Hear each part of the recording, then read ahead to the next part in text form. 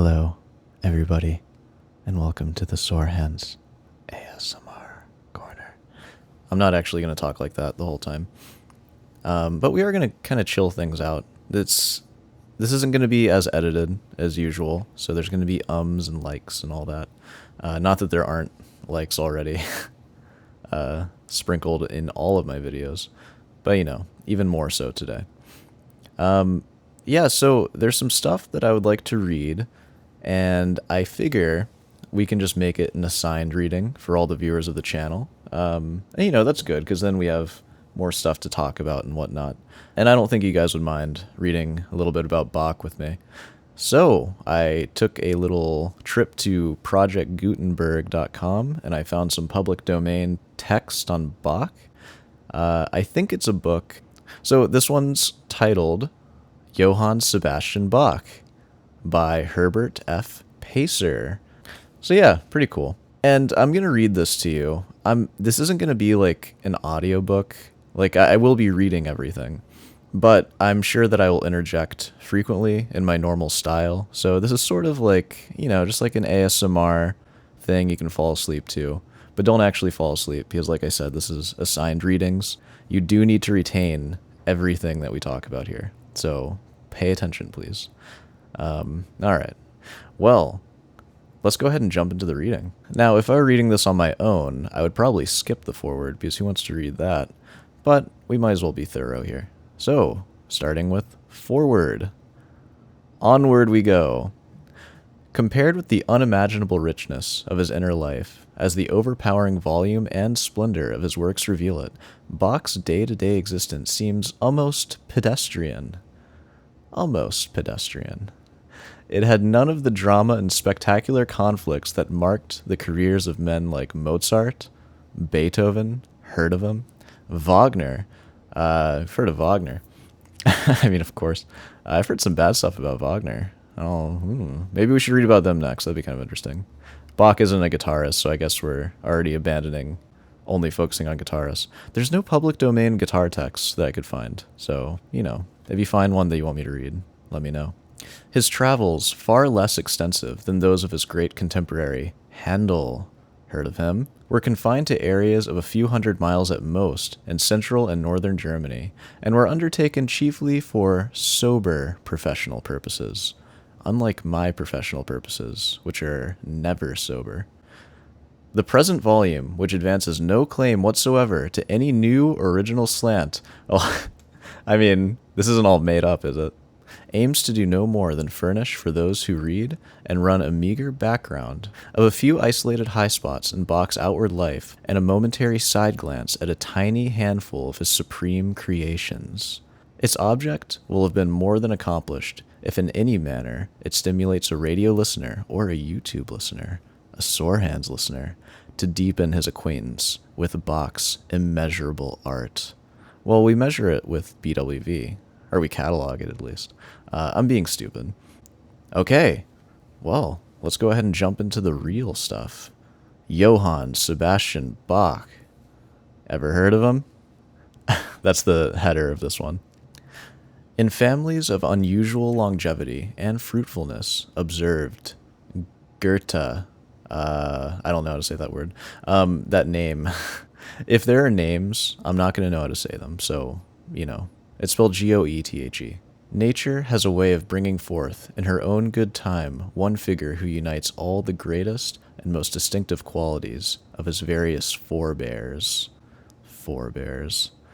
The poet of Faust alluded to this mystic process of genealogy with reference to Voltaire, I believe a French poet or something.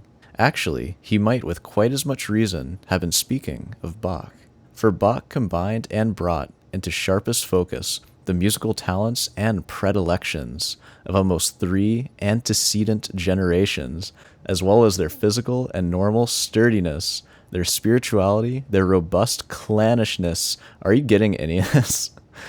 What? Hold on. Yet the miracle of Johann Sebastian Bach transcends even this amazing fusion of ancestral traits. It is hardly excessive to look upon him as the consummation and fulfillment of all the musical trends that went before him and, in a manner of speaking, the origin of all those that came after, even Justin Bieber, everybody. Justin Bieber is Bach's fault. That is who you have to blame. I'm just kidding. Justin Bieber's fine.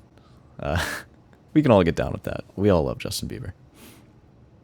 There is probably nothing in the history of music to compare with Bach's ancestry from the standpoint of fertility, complexity, and endurance. Well, nothing to compare except for sore hands. I mean, I like to think in those three categories I reign supreme. Anyways, there can be no question of tracing here its multiple ramifications and cross currents, enough that we obtain our earliest glimpses of Sebastian's great-great-great-grandfather, as far back as the latter part of the 16th century. The direct line of the great composer did not die out until 1845. Wah. Are there no more Bachs? That's sad. 7 generations thus stretch between the extremes of this genealogical phenomenon. The Thuringian countryside around Ehrenstalt, Erfurt, Weimar, Eisenach, oh my god, I'm so sorry, and other communities of the region cradled the different branches of the family. 2 traits, at least, all of them had in common. Their love of music, oh really, that's one of them. What's their other trait? And their attachment to one another. Unlike all the other families that hate each other, the Bachs actually liked each other, and they like music. Some became organists, some cantors, which I think a cantor is like a religious thing, like a song leader. Some town musicians. I think those 2 things could fit under town musician. So they were all town musicians. And their devotion to their craft was so proverbial that, for years after, all musicians in the town of Erfurt came to be known as the Bachs. Ah, what a crazy title. Even if totally unrelated. The real Bachs felt each other's company so indispensable that if the members of the family could obviously not all live in the same place, they made it a point to hold periodic reunions. Again, so does every family, right? I mean, this seems pretty normal for families. Oh, I bet those reunions were crazy, though. And yeah, it goes into it. After prayers and hymns, they spent the day in feasting and jolly recreation. One of their favorite amusements was to extemporize, that's a fancy word for compose, choruses out of popular songs like Justin Bieber, and these lusty melodies, ooh, or as they called them, what's that word? Quodlibets.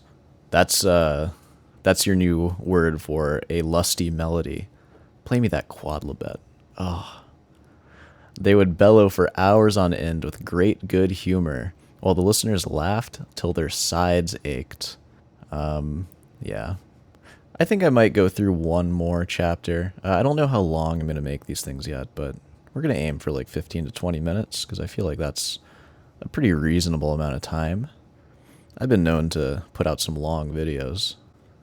Alright, the next header. Son of a court musician.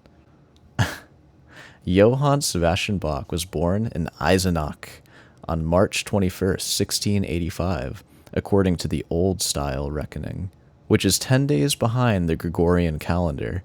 That's the one we use.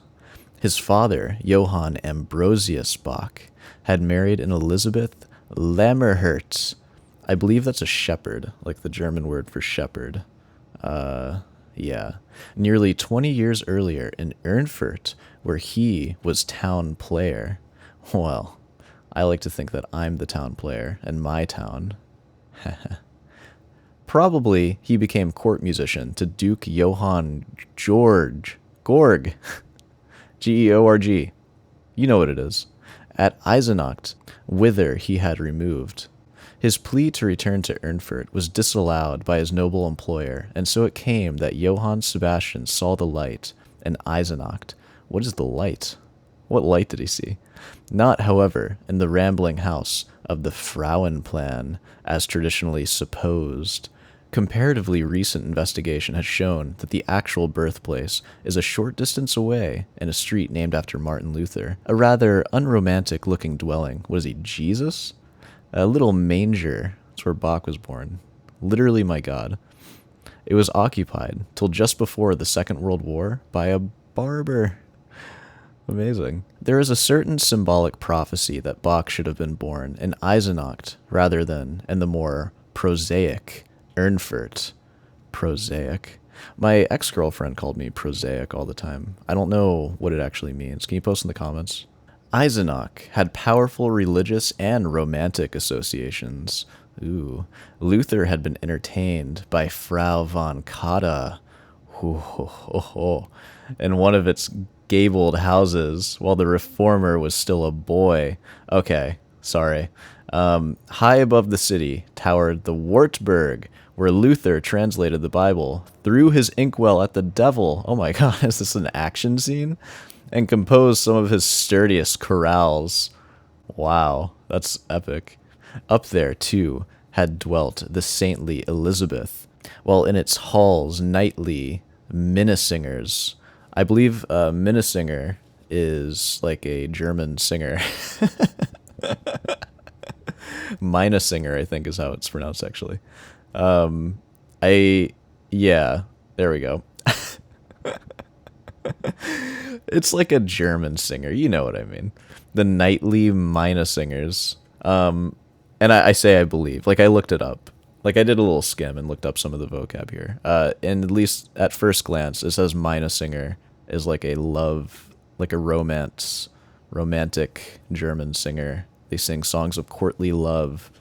But that is just according to the front page of Google, so take that for what it is. Nightly Minnesingers had completed in tourneys of songs. In the remoter distances rose the fabled Horselberg, where according to legend, Dame Venus held her unholy court and ensnared the souls of unwary men. Whoa, can I meet Dame Venus? Can she ensnare my soul? That sounds wonderful. What am I saying? Just what impression these things made on the child Bach, we cannot say. Yeah, Dame Venus. The boy had a pretty treble voice, and at the local school he sang in the so-called... what is that? He sang in the so-called Courand choir. I don't know what that means. I couldn't find anything. Making a few pennies now and then, on feasts and holidays, at weddings and at funerals, in company with his schoolmates. He may even have sat in the organ loft of St. George's Church, pulling out the heavy stops for his uncle, Johann Christoph Bach, who had been the organist there for many years. Pulling out the stops. Nevertheless, we have no elaborate records of Johann Sebastian's boyhood. His father indeed taught him the rudiments of violin and viola, and Terry credits the youngster with patient concentration in the pursuit of these instrumental studies. Instrumental studies, get it? We do know that he became before long an uncommonly proficient violinist, but took particular delight in playing viola. Maybe he was being sarcastic. When he participated in ensemble work. Like Mozart, in after years, the youthful Bach loved to find himself in the middle of the harmony. Yes, I like to find myself in the middle of the harmony too, and I have a feeling that a lot of you do as well. So I think that that's a pretty good place to stop this one. We've been reading for a little while.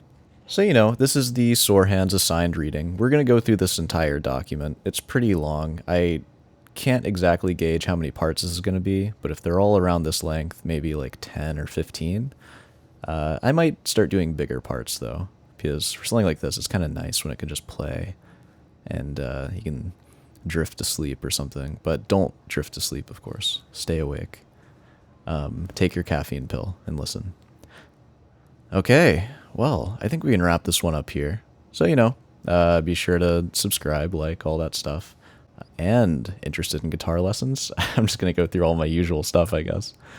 You know, all the usual stuff. I'm sure that there was a practice log today that you watched.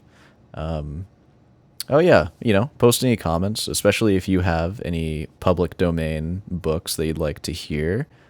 Music related, of course, though who knows, I might just start going into random other public domain books. Perhaps next will be Fanny Hill, Memoirs of a Woman of Pleasure.